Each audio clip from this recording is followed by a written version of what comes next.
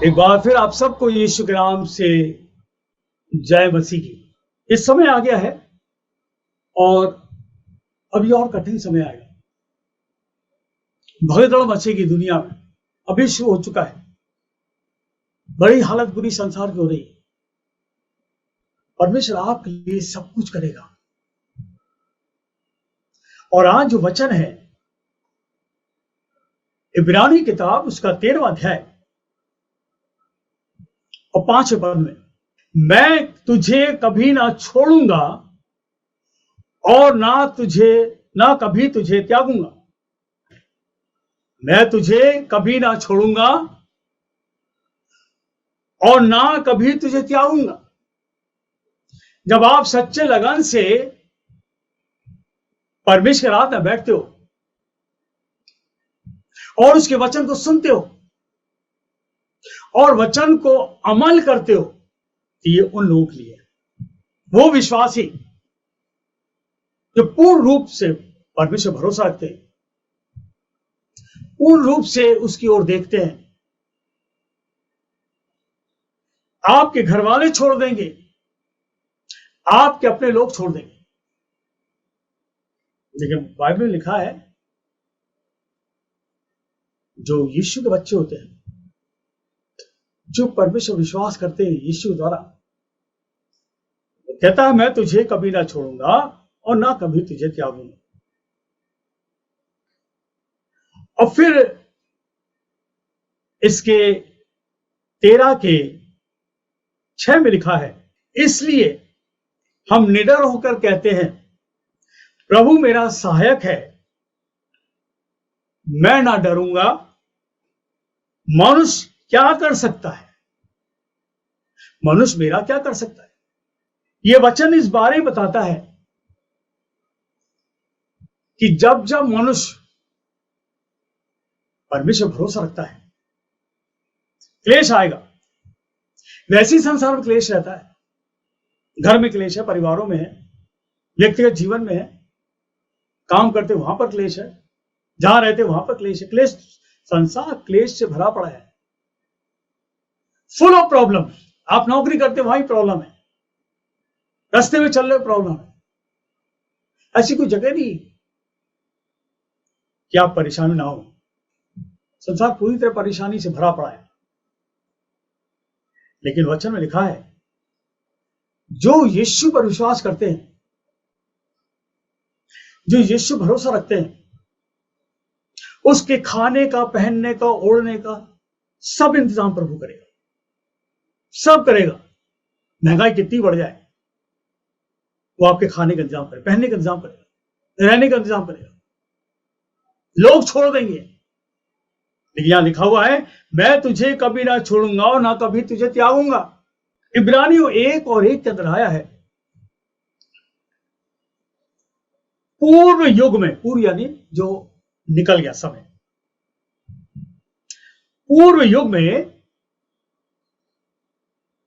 बाप दादों से थोड़ा थोड़ा करके और भांति भांति से भविष्यवक्ताओं के द्वारा बातें की।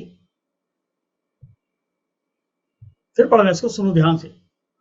इब्रानियों उसका 1 अध्याय और 1 में लिखा है, पूर्व युग में परमेश्वर ने बाप दादों से थोड़ा थोड़ा करके भांति भांति से भविष्यवक्ताओं के द्वारा बातें की हैं। पूर्व युग यानी जो समय निकल गया, जो समय निकल गया है, बाइबल बताती है कि परमेश्वर ने हमारे बाप दादों से और भविष्यवक्ताओं के द्वारा बातचीत करी, थोड़ा थोड़ा बात करी है, लोगों को समझाया कि मैं ईश्वर हूं। इन अंतिम दिनों में हमसे पुत्र के द्वारा बात की है। पहले बाप दादाओं के द्वारा, भविष्यवक्ताओं के द्वारा बात करी, लेकिन इस अंत के दिनों में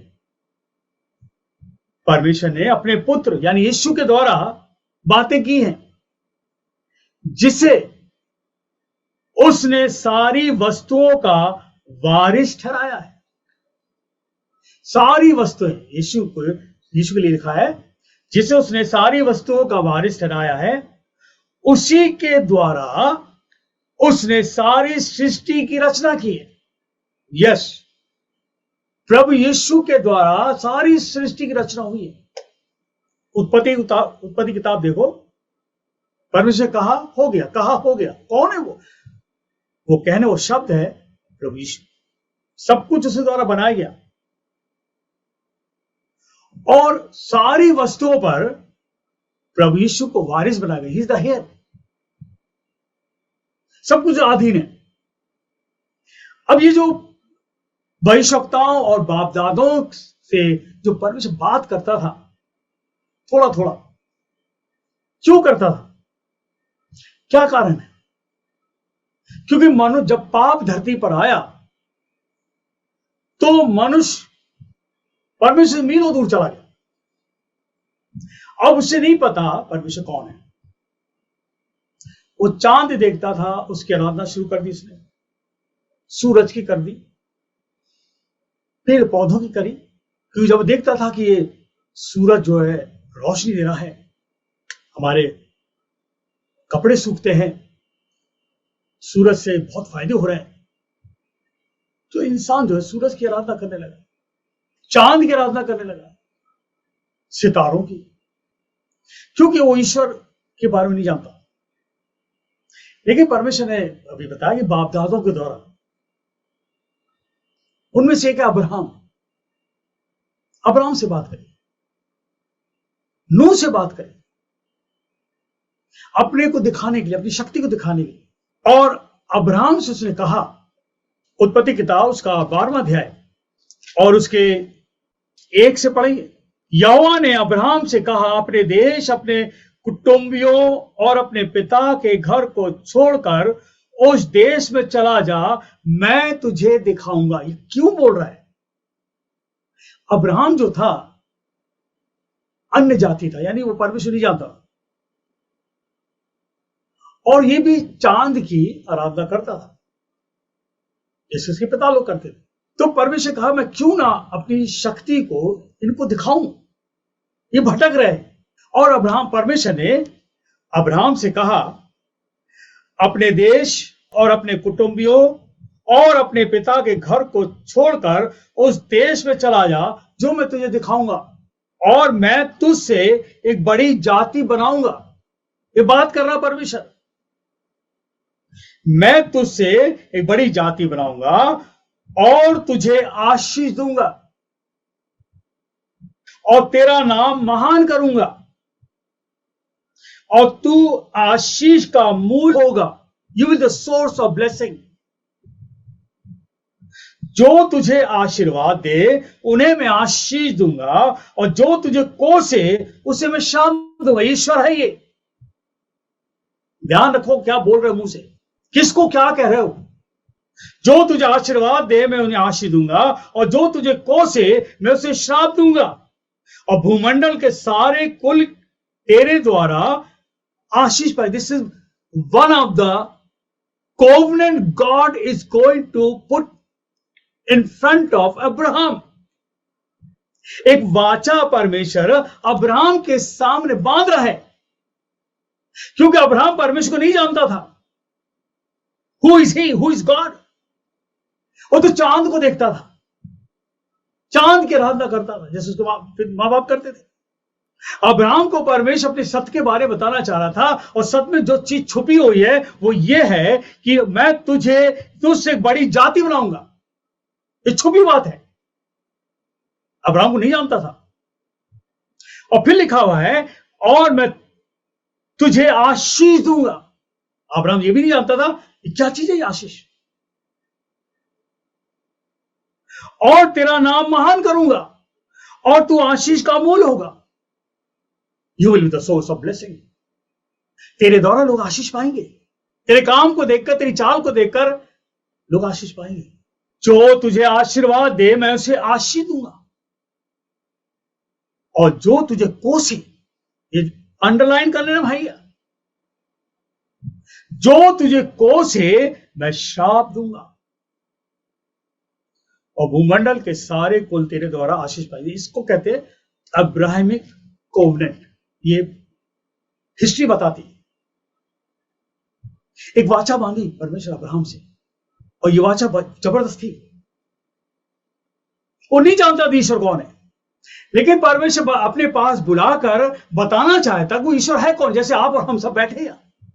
चौथे पद में लिखा हुआ है, यहोवा 12:4 में लिखा, यहोवा के इस वचन के अनुसार अब्राहम चला। वंडरफुल। इस वचन को सुनकर अब्राहम चल दिया, छोड़ दिया उसे घर को, छोड़ दिया बाप दादा घर को, छोड़ दिया कुटुंबों को, छोड़ दिया बचपन के साथियों को जिनके साथ खेलते थे। बड़ा मुश्किल है ना, लेकिन अब्राहम चल दिया, ये वचन है। और जब अब्राहम चल दिया तो बाइबल का लिखा 15:1 में, या परमेश्वर बात करता है। उत्पत्ति 15:1 में लिखा है, जब अब्राहम सब कुछ छोड़कर परमेश्वर के पीछे हो लिया, तब परमेश्वर ने का यह वचन दर्शन में अब्राहम के पास पहुंचा। हे अब्राहम, मत डर, तेरी ढाल और तेरा अत्यंत बड़ा प्रतिफल मैं हूं।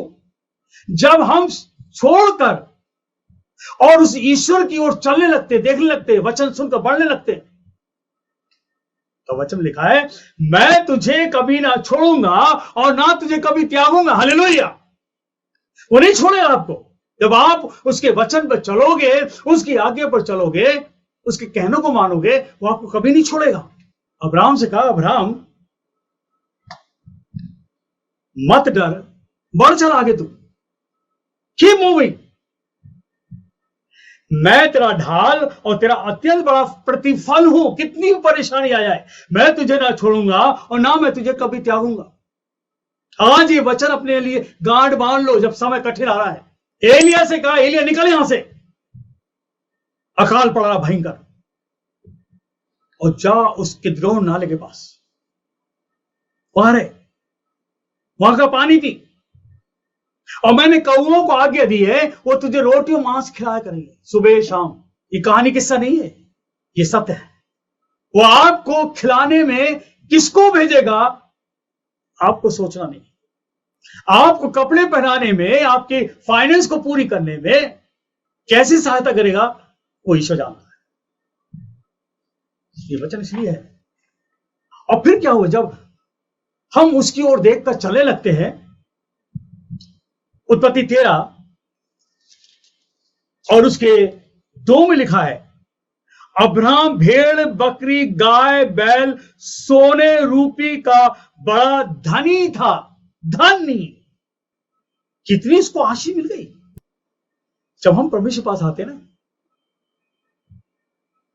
ये मत देखो कौन क्या कर रहा है, अब मेरा क्या होगा। आप भरोसा रखो, वचन पे चलो, वो आपको धीरे धीरे बढ़ाता जाएगा। अब्राहम धनी था। गांव देहातों में जिसके पास गाय बैल जानवर होते ना, वो धनी व्यक्ति है। और आज भी अब्राहम जो था, धनी था व्यक्ति, किसी बात कमी नहीं थी। व्यवस्था विवरण उसका 31 के और 6 में पढ़ते हैं। जब हम प्रभु यीशु में आ जाते हैं, वचन पढ़ते हैं और वचन पे चलते हैं, तो लिखा है, हिवाओ बांध। व्यवस्था विवरण 31 और 6 में लिखा है, हिवाओ बांध, हिम्मत कर और दृढ़ हो, मजबूत हो, उनसे मत डर और भयभीत ना हो, क्योंकि तेरे संग चलने वाला तेरा परमेश्वर यहोवा, जिसको कहते हैं आत्मा, वो ईश्वर जो है, परमेश्वर आत्मा है, वो आपके आगे आगे चलेगा। वह तुझको ना धोखा देगा और ना छोड़ेगा। हिवा बांध, दृढ़ हो जा, उनसे मत डर जो लोग डरा रहे हैं, बुरी बुरी बातें बोलते, मत डर और भयभीत ना हो, क्योंकि तेरे संग चलने वाला तेरा परमेश्वर यहोवा वो है। वह तुझको ना धोखा देगा और ना तुझे छोड़ेगा। ये ईश्वर है। कितनी विपत्ति आ जाए, ही विल सेव यू। कितनी विपत्ति सामने आ रही हो और आप डरना मत, वो आपके साथ है। इससे पहले विपत्ति आप तक पहुंचे, वो आपके सामने खड़ा हो जाएगा, हर रूप से बचाएगा, लेकिन वो दिखता नहीं है। ही विल वर्क, वो आपके जीवन में, परिवार में काम करेगा। दूसरा राजा निकाले, दूसरा राजा और उसका 6वां अध्याय, दूसरा राजा और उसका 6वां अध्याय 8 से पढ़ेंगे। यहां पर एक राजा है आराम। ये आराम एक राजा है और ये इजराइल से युद्ध कर रहा है। इजराइल जो परमेश्वर के लोग हैं, परमेश्वर के चुने हुए लोग हैं, परमेश्वर ने याकूब का नाम बदल के इजराइल रखा है और इसमें कोई हाथ नहीं डाल सकता। जो लोग परमेश्वर के होते हैं उन पर हाथ डालना तो आसान नहीं है। आराम का राजा जो था इजराइल से युद्ध कर रहा और सम्मति करके अपने कर्मचारियों से कहा, अमुक स्थान पर मेरी छावनी होगी। एक अमुक स्थान है और कह रहे वहां पर सब चलो, जितनी सेना के लोग हैं चलो वहां छावनी डालो और इजराइल लोगों को छोड़ेंगे नहीं। अमुक स्थान पर छावनी डालो। तब परमेश्वर के भक्त ने इजराइल के राजा से के पास कहला भेजा। परमेश्वर के भक्त ने, ये कौन है भक्त? एलीशा। एलीशा जो है उसने तुरंत इजराइल के राजा के पास कहला भेजा, चौकसी कर, अमुक स्थान से होकर ना जाना, क्योंकि वहां आरामी चढ़ाई करने वाले हैं। एलीशा जो परमेश्वर का भक्त है, ये भविष्यवक्ता है। उसने आने वाली बात को इजराइल के राजा को बता दिया कि अमुक स्थान की ओर मत जाना, वहां पर आराम के राजा ने छावनी डाल रखी, सारी सेना बैठी है, अगर तू वहां जाएगा तो तुझ पर हमला करेंगे, तू वहां मत जाना, चौकसी करना, क्योंकि आराम का राजा चढ़ाई करेगा। और क्या हुआ? इजराइल का राजा दूसरा रास्ता लिया। आराम का राजा परेशान हो गया, कौन है, कौन व्यक्ति है जो हमारी हर बात को इजराइल के राजा तक पहुंचा देता है? राजा पूछता अपने लोगों को बुलाकर, तुम में से कोई है तो नहीं जाके हमारी बात को और इजराइल के राजा बताते हो? तो उनमें से एक व्यक्ति था, राजा कोई नहीं है, लेकिन एक व्यक्ति है, एलीशा, परमेश्वर का जन है, भविष्यवक्ता है, उसको परमेश्वर सारी बात तेरी बता देता है। तू अपने कमरे में क्या कर रहा है, सारी बात परमेश्वर को बता देता है। यही आत्मा के काम, यही आत्मा के काम है। और राजा ने कहा, कहां पर है वो, पकड़ लाओ उसे। राजा उसको मरवाना चाहता था, इस परमेश्वर जन को एलीशा मरवाना चाहता था। बुला के लाओ, कहां है वो? 13 पद में लिखा है, 6 के 13 में, राजा ने कहा, जाकर देखो कि वह कहां है, तब मैं भेजकर उसे पकड़वाऊंगा, मरवाऊंगा। यानी पकड़वाऊंगा, उसको मंगवाऊंगा और उसको मरवा दूंगा। राजा की सारी प्लानिंग फेल होती, मनुष्य की सारी प्लानिंग फेल होती परमेश्वर की आत्मा के सामने। हालेलुया। जब वचन आपके पास है, ये वचन आपको दृढ़ करेगा, मैं तुझे कभी ना छोड़ूंगा, ना तुझे कभी त्यागूंगा। एलीशा को ढूंढ कर लाओ, कहां ये भविष्यवक्ता, पकड़ेगा उसे। राजा को हुक्म था, तो मालूम पड़ा वो दोतान में है, दोतान एक जगह है, और लिखा है 14 पद, तब उसने वहां घोड़ों और रथों समेत एक भारी दल भेजा और उन रात को आकर नगर को घेर लिया। भारी दल, इस एलीशा को पकड़ने के लिए घोड़े और रथों समेत एक भारी दल भेज दिया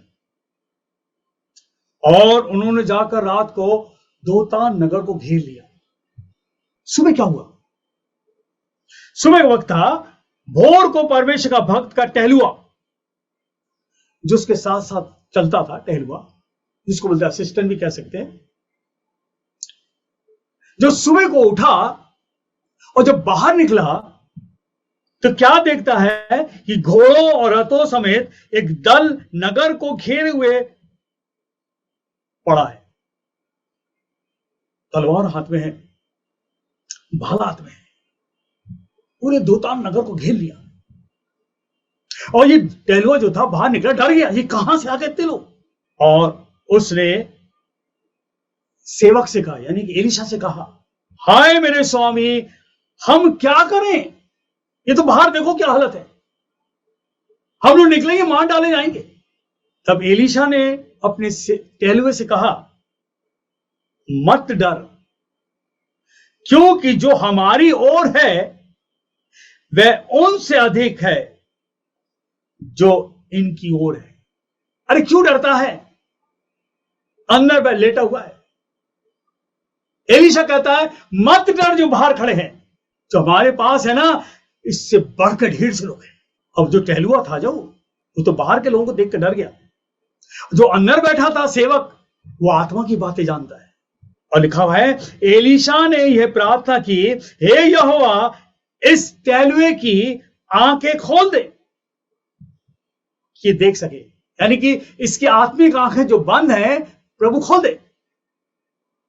हे परमेश्वर, इसकी आत्मिक आंखें खोल दे, क्योंकि संसार की आंखों से ये सारी सेनाएं देख रहे हैं, इसके हाथ में तलवार है, भाले हैं, घोड़े पे खड़े हैं। इसकी आंखें, आत्मिक आंखें खोल दे। और लिखा है, तब परमेश्वर ने उस सेवक की, यानी कि सेवक की प्रार्थना सुन के उस टहलुए की आंखें खोल दी। तो क्या देखता है? एलीशा के चारों ओर का पहाड़ अग्नि में घोड़ों और रथों से घिरा हुआ है। हालेलुया, घिरा हुआ, यानी कि परमेश्वर ने पहले से इंतजाम कर दिया था, पहले से इंतजाम कर दिया था। और इसलिए यह वचन है, परमेश्वर हमारा सहायक है। परमेश्वर जो है हमारा सहायक है, प्रभु मेरा सहायक है, मैं ना डरूंगा, मनुष्य मेरा क्या कर सकता है।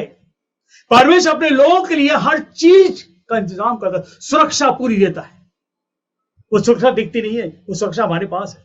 आज मेरे बहनों भाइयों, आप प्रार्थना करो कि प्रभु आपकी आत्मिक आंखें खोल के रखे, वरना ये लोगों को देखकर आप डरते रहोगे। और बाइबल में लिखा है, जब उसकी आत्मिक आंखें खोल गई तो क्या देखता है? जितने वहां घोड़े पर सवार लोग खड़े, उससे दुगने लोग एलिया के चारों ओर, घर के चारों ओर तलवार लिए खड़े, अग्नि में रथ, ईश्वर की सेना है।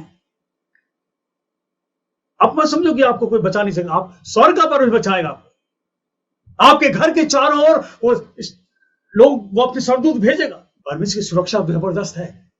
इस अंत के दिनों में जब परेशानी चारों तरफ आ रही है, सुरक्षा प्रभु की बहुत बड़ी हो हम सबके लिए है। वो हमारी ढाल है, वो हमारा अत्यंत बड़ा प्रतिफल है। जब आप इस पर विश्वास करोगे, उसके वचन पे चलोगे, वो आपको शील्ड करके रखेगा, बचा के रखेगा। दानियल किताब उसका 6:3 में आया, जब यह देखा गया कि दानियल में उत्तम आत्मा रहती है, जब ये देखा गया कि दानियल में उत्तम आत्मा रहती है, तब उसको उन अध्यक्षों, अधिपतियों से अधिक प्रतिष्ठा मिली। आपको मालूम है, पवित्र आत्मा आपको प्रतिष्ठा दिलाता है। पवित्र आत्मा काम है। लोग आपको नीचे गिराएंगे, लोगों का काम नीचे गिराएंगे, चाहे वो आपके अपने क्यों ना हो, नीचे गिराएंगे। लेकिन पवित्र आत्मा जब आपके अंदर आ जाएगा ना, वो नीचे नहीं ऊंचे उठाएगा। हालेलुया। दानियल अकेला था, इस जवानी में उसने उस काम को किया जो परमेश्वर चाहता था। और लिखा है कि दानियल के अंदर उत्तम आत्मा देखी गई थी, पवित्र आत्मा। और जहां पवित्र आत्मा होता है, आपका जीवन नीचे नहीं ऊंचे पर रहता है, प्रतिष्ठा मिलती है, सम्मान मिलता है, लोग प्यार करते हैं, लोग इज्जत देते हैं। और जहां पवित्र आत्मा नहीं, आप नीचे गिर जाओगे, खत्म हो जाओगे। और अब पवित्र आत्मा के खिलाफ बोलोगे तो और नीचे चले आओगे। और ये पवित्र आत्मा है मेरे बहन भाइयों, जिसके लिए यीशु क्रूस पर चढ़ा है। यीशु कहा, मैं तुम्हें अनाथ नहीं छोड़ूंगा, तुम्हारे पास एक सहायक आएगा, सदा तुम्हारे साथ रहेगा, तुम्हें बातें सिखाएगा, तुम्हें बातें बताएगा, आने वाली जाने वाली बातें सब बताएगा। आने वाली क्या होने आ रहा और क्या हो चुका है, क्या तुमने किया, वो याद दिलाएगा। और ये पवित्र आत्मा जो है आपको प्रतिष्ठा दिलाए। दानियल के अंदर उत्तम आत्मा, यानी ये पवित्र आत्मा देखा गया। और जहां पवित्र आत्मा होता है, मेरे भाई याद रखिए, पूरी सिक्योरिटी है। मनुष्य कौन है? बाइबल के लिखा है टिड्डी के समान। परमेश्वर शक्तिमान है, और जब वो अपनी आत्मा डाल देता है, जब वो पवित्र आत्मा उंडेल देता है, आपको उत्तम बना देगा। हालेलुया। क्या हुआ? जब उत्तम आत्मा देखा गया, लोगों को पसंद नहीं था कि दानियेल क्या बन गया। बाइबल में लिखा है, अध्यक्षों और अधिपतियों से अधिक उसको प्रतिष्ठा मिली। जितने अध्यक्ष लोग थे, सबसे ऊंचा उसको रखा राजा ने, और लोगों को यह पसंद नहीं था। 6 से पढ़ना शुरू करेंगे। तब वे अध्यक्ष और अधिपति राजा के पास उतावली से आए और उससे कहा, हे राजा दारा, तू युग युग जीवित रहे।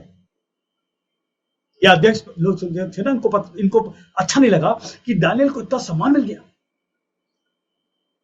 ये इससे चिढ़ने लगे। बिल्कुल सिंपल वर्ड है। इसको पसंद नहीं करते थे दानियेल को, जबकि राजा पसंद करता था। उसके अंदर उत्तम आत्मा था। जब जब मनुष्य के अंदर उत्तम आत्मा रहता, लोग विरोध में खड़े हो जाएंगे आपके। इस बात को ध्यान रखना, विरोध में लोग खड़े हो गए। राजा से कहा, हे राजा दारा, तू युग युग जीवित रहे। राज के सारे अध्यक्षों ने और हाकिमों ने, अधिपतियों, न्यायों ने और गवर्नरों ने भी आपस में सम्मति की है कि राजा एक ऐसी आज्ञा दे और ऐसी कड़ी आज्ञा निकाले कि 30 दिन तक जो कोई, हे राजा, तुझे छोड़ किसी और मनुष्य या देवता से विनती करे, वह सिंहों की मांग में डाल दिया है। राजा एक आगे निकाल दे, तुझे छोड़ किसी और मनुष्य या देवता से विनती करे, वह सिंहों की मांग में डाल दिया जाए। यानी कि राजा को धन्यवाद करो, राजा की उपासना करो। अगर जो राजा की उपासना ना करे, राजा के देवता की उपासना ना करे, उसको शेर की मांग में डाल दो। राजा से एक ने से पत्र लिखा, उससे कहा, राजा इस पर पत्र लिख दे, उस पर साइन कर दे, ताकि पूरे प्रांत में पहुंचाया जाए। और ये पहुंचा दिया गया। दानियेल को जब पता पड़ा, दानियेल परमेश्वर की आराधना करता था, और वो अपने घर में गया, कोठरी में ऊपर छत पे गया, और वहां जाकर जैसे 3 वक्त में प्रार्थना करता था, घुटने टेक कर परमेश्वर प्रार्थना कर रहा। जब पवित्र आत्मा जब आता है तो आप प्रार्थना करो, विपत्ति में भी आप प्रार्थना करो। इसको पता पड़ गया। उससे किसी से कुछ बोला, घुटने टेक कर प्रार्थना कर रहा। बाइबल के अंदर लिखा हुआ है। और ये लोगों ने देख लिया, ये प्रार्थना कर रहा है। और राजा बता दी, राजा दानियेल जो है वो नहीं करता तेरी उपासना तेरी देवता की, वो तो प्रार्थना कर अपने ईश्वर से। डालो उसके शेर की बांध। चाल कामयाब हो गई इनकी। राजा दानियेल से प्यार करता था। राजा जानता था दानियेल का उत्तम आत्मा। राजा जानता था दानियेल जो है परमेश्वर का भक्त है। लेकिन लोग जो है ना संसार में, चाहे वो अपने लोग क्यों ना, वो आपको फंसाएंगे। दानियेल को फंसा दिया। राजा को अफसोस हुआ, क्योंकि राजा ने चिट्ठी में लिख दिया था, साइन कर दिए थे, और जब दस्तखत हो जाते हैं तो उसको टाल नहीं सकते। दानियेल को लाकर शेर की मांग में डाल दिया। राजा जो है उदास हो गया। और जब दानियेल को शेर की मांग में डाल दिया, शेर भूखे थे, वहां कई दिनों से भूखे रखे हुए। ये लोग बहुत चालाक थे, क्योंकि इसको प्रतिष्ठा मिली। राजा इसको पसंद करता था, क्योंकि इसका नाम पवित्र आत्मा था। राजा रात भर नहीं सोया। राजा जो शाम का खाना खाता था, उसे वो खाना भी नहीं खाया, उदास था वो। 19 पद लिखा है, भोर को पांव फटते ही राजा उठा और सिंहों के गड्ढे की ओर फुर्ती से चला गया। राजा से प्यार करता था। भोर होती सुबह उठते ही राजा जल्दी जल्दी चला, दौड़ता हुआ चला फुर्ती से, और जाकर उस गड्ढे, शेर जिस गड्ढे में थे, मां भी बोलते हैं, उस गड्ढे पास खड़ा होकर बड़ा उदास शब्द से कहा, हे दानियेल, हे जीवित परमेश्वर के दास, क्या तेरा परमेश्वर जिसकी तू नित्य उपासना करता है, तुझे सिंहों से बचा सका? हे दानियेल, जिस परमेश्वर के, जीवित परमेश्वर की तू आराधना करता है, क्या उसने तुझको शेर से बचा दिया? राजा उदास था। उसको मालूम था शेर ने खत्म कर दिया होगा। उसको मालूम था ये शेर कई दिनों से भूखे थे। तब दानियेल ने राजा से कहा, हे राजा, तू युग युग जीवित रहे। मेरे परमेश्वर ने अपने दूत भेजकर सिंहों के मुंह को ऐसा बंद रखा कि उन्होंने मेरी कुछ हानि नहीं की। जैसे मुझे अंदर फेंका गया तो मैंने देखा कि परमेश्वर के स्वर्गदूत सारे शेर के मुंह को बंद करे हुए। Hallelujah. That's the safety of God. परमेश्वर अपने लोगों को बचाता है। मैं तुझे ना छोड़ूंगा और ना तुझे कभी त्यागूंगा। प्रभु मेरा सहायक है, मैं ना डरूंगा। मनुष्य मेरा क्या कर सकता है? मनुष्य किया करेगा। क्या हुआ? राजा ने दानियेल की आवाज सुनी तो राजा के कितनी खुशी हुई है, कितनी खुशी हुई है। बाइबल में लिखा है, मैं परमेश्वर के सामने निर्दोष हूं। आप परमेश्वर के सामने निर्दोष रहना। आपको मनुष्य दोषी बनाता रहे, मनुष्य को काम है। सर्वशक्तिमान ईश्वर अब्राहम से बोलता, मैं तेरी ढाल हूं। दानियेल के लिए कहा, मैं तेरी ढाल हूं। सिर्फ स्वर्गदूतों को भेजकर उसे बंद कर दी उनके मुंह को। तब राजा ने आज्ञा निकाली, जितनों ने यह काम किया ले आओ उन सबको। और जैसे गड्ढे के पास पहुंचे, शेरों ने झपट कर उन्हें मार डाला। दैट्स द पवित्र आत्मा के खिलाफ, पवित्र आत्मा के लोग के खिलाफ मत जाओ। और जो परमेश्वर के लोग होते हैं उनके लिए परमेश्वर कहता है, मैं तेरी ढाल हूं, मैं तेरा अत्यंत बड़ा प्रतिफल हूं। संत के दिनों में जो कठिन समय आ चुका है, परमेश्वर हमारे और आपके साथ है। जकरिया किताब उसका 8वां अध्याय और 20 से 23 तक पढ़ते हैं। सेनाओं का यहोवा यूं कहता है, ऐसा समय आने वाला है कि देश देश के लोग और बहुत नगरों के रहने वाले आएंगे। ऐसा समय आएगा,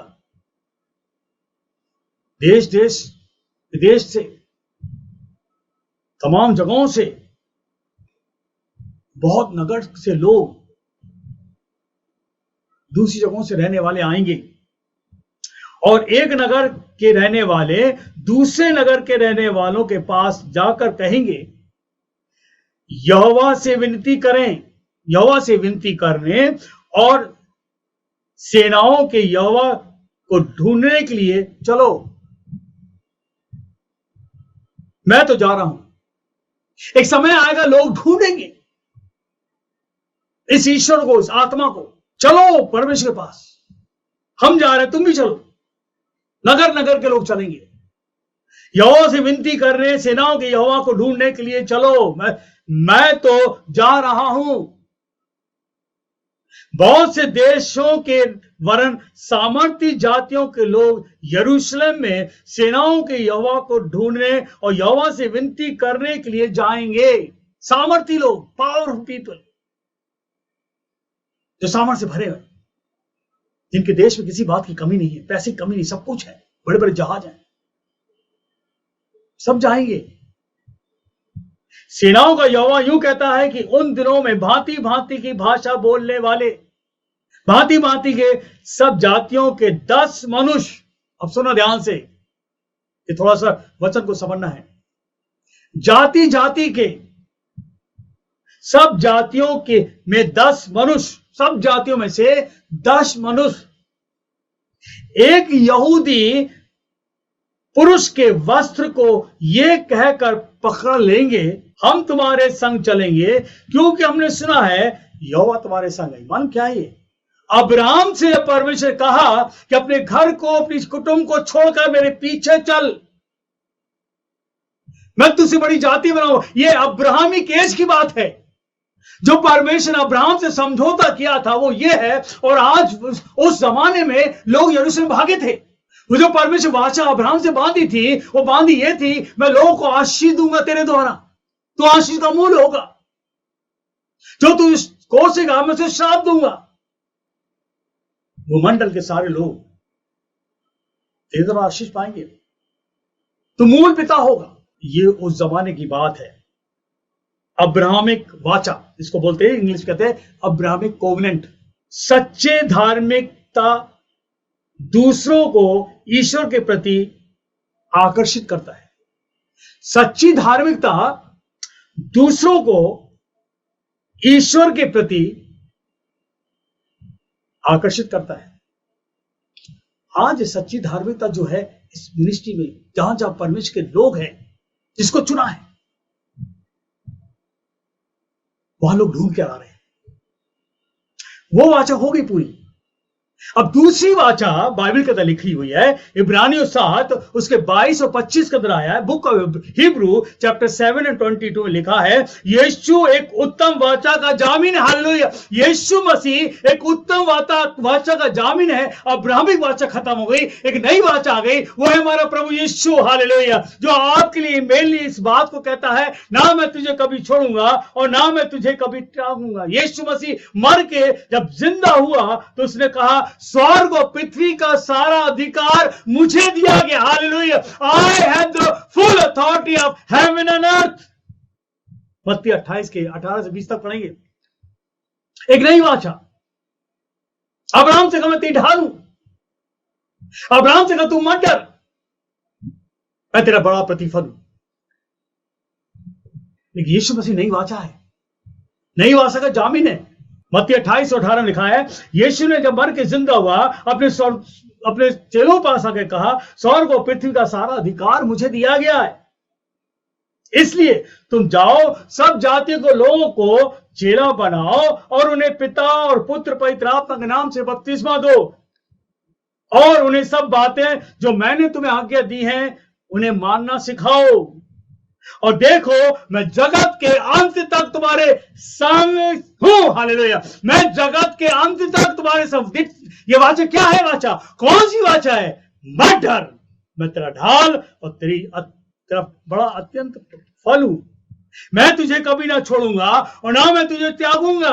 प्रभु मेरा सहायक है, मैं ना डरूंगा। मनुष्य मेरा क्या कर सकता है? यीशु का मैं जगत के अंत तक तुम्हारे साथ हूं। एक वाचा है ये। आज ये वाचा आपके लिए मिली है। इस अंत के दिनों में कठिन समय जब आ रहे हैं, वचन बाइबल का वचन पर पूरा हो रहा है और प्रभु कहता मैं, प्रभु मेरा सहायक है, वो हमारा सहायक है, वो हमारा गढ़ है। जाओ जगत के कोने तक जाओ, मैं तुम्हारे साथ हूं। ये वाचा है, नई वाचा है। यूहन्ना 3:35 के अंदर आया, पिता पुत्र से प्रेम रखता है और उसने सब वस्तुएं उसके हाथ में दे दी। पिता यानी परमेश्वर पुत्र से प्रेम रखता है और उसने सब वस्तुएं उसके हाथ में दे दी। सब कुछ प्रभु यीशु के हाथ में है। एवरीथिंग, स्वर्ग की हो या पृथ्वी की, सब कुछ यीशु के अंडर में है। इफिसियों 1:20-23 तक लिखा है, जो उसने मसीह में किया कि उसने मरे हुओं में से जिलाकर स्वर्गीय स्थानों में अपनी दाहिनी ओर सब प्रकार की प्रधानता और अधिकारें और सामर्थ और प्रभुता के हर एक नाम के ऊपर, जो ना केवल इस लोक में पर आने वाले लोक में भी लिया जाएगा। एक नाम है, परमेश्वर को बिठा दिया, इंस्टॉल कर दिया, मर के जिंदा हुआ और यीशु मसीह पिता के दाहिने हाथ बैठा। सब कुछ उसका अधिकार में है, सब कुछ अधिकार में है। नरक में किसको भेजना अधिकार है, नरक से किसको बाहर निकालना अधिकार है, स्वर्ग में किसको अपने पार रखना अधिकार है, किसको चंगा करना अधिकार, सब कुछ है उसके पास। मैं ना तुझे छोड़ूंगा और ना त्यागूंगा। सब कुछ उसके पैरों तले कर दिया, सब कुछ यीशु के पैरों तले है। Everything is under his feet. और उसे सब वस्तुओं में शिरोमणि ठहरा कर कलीसिया को दे दिया। शिरोमणि, एक चमकदार, वंडरफुल। वो चमक इतनी जबरदस्त, अगर आपके जीवन में आ गई आप भी चमकोगे। इसकी चमक होनी चाहिए। और ये पवित्र आत्मा यीशु मसीह जो है मर के जिंदा हुआ, एक जबरदस्त चमक थी इसमें। ग्लोरीफाइड बॉडी, महिमा का शरीर था। वो दरवाजे पे खड़ा हुआ, अपने आप दरवाजा खुल गया, महिमा का शरीर। और चेलों के पास जाकर कहा तुम्हें शांति मिले, शालोम। और उनके मुंह पर फूंक और कहा पवित्र आत्मा लो। यूहन्ना 20:22 में पवित्र आत्मा लो। ये पवित्र आत्मा डर दूर करेगा, ये पवित्र आत्मा आपको निर्णय बनाएगा, ये पवित्र आत्मा अंधकार में आने नहीं देगा, ये पवित्र आत्मा आपको हर बातें सिखाएगा। फिलिपियों उसके 2:9-10 में लिखा है, इस कारण परमेश्वर ने उसको अति महान भी किया है यीशु को अति महान भी किया है और उसको वह नाम दिया जो सब नामों में श्रेष्ठ है, कि जो स्वर्ग में और पृथ्वी पर और पृथ्वी के नीचे वे सब यीशु के नाम से घुटना टेके। हालेलुया। सब यीशु के नाम से घुटना टेके कि यही है उद्धार करता, यही है शांति का दाता, यही है जो तुम्हें स्वर्ग पहुंचा सकता। हालेलुया। यही तुम्हें आने वाली विपत्ति से बचा सकता, यही आने वाली बातें तुम्हें बता सकता है। किससे डरूं? मत डर, मैं तुम्हें ना छोड़ूंगा ना त्यागूंगा। आने वाले समय में दुनिया घुटना टेकेगी, ये वचन है। हर एक को घुटना टिकाएगा परमेश्वर। ये वचन ऐसे नहीं जाएगा। सब कुछ यीशु के हाथों में है और ये परमेश्वर का अटूट प्रेम है। यीशु जो मर के जिंदा हुआ, स्वर्ग में है, ये परमेश्वर का अटूट प्रेम है मानव जाति के लिए। यशाया किताब उसका 49वां अध्याय 15वें पद में लिखा है। यशाया किताब उसका 49वां अध्याय 15वें पद लिखा है, क्या यह हो सकता है कि कोई माता अपने दूध पीते बच्चे को भूल जाए और अपने जन्माए हुए लड़कों पर दया ना करे? हां, वह तो भूल सकती है। एक माता जिसने बच्चे को जन्म दिया वो भूल सकती है। परमेश्वर कहता है मैं तुझे भूल नहीं सकता। कितनी बड़ी बात है ये हर एक विश्वासी के लिए। All those who believe in Jesus. ये वचन उन लोगों के लिए जो यीशु पर विश्वास करते हैं। अगर आप विश्वास नहीं करते, आज से शुरू हो जाओ, सब कुछ छोड़कर यीशु के पीछे जाओ। Leave everything, follow him.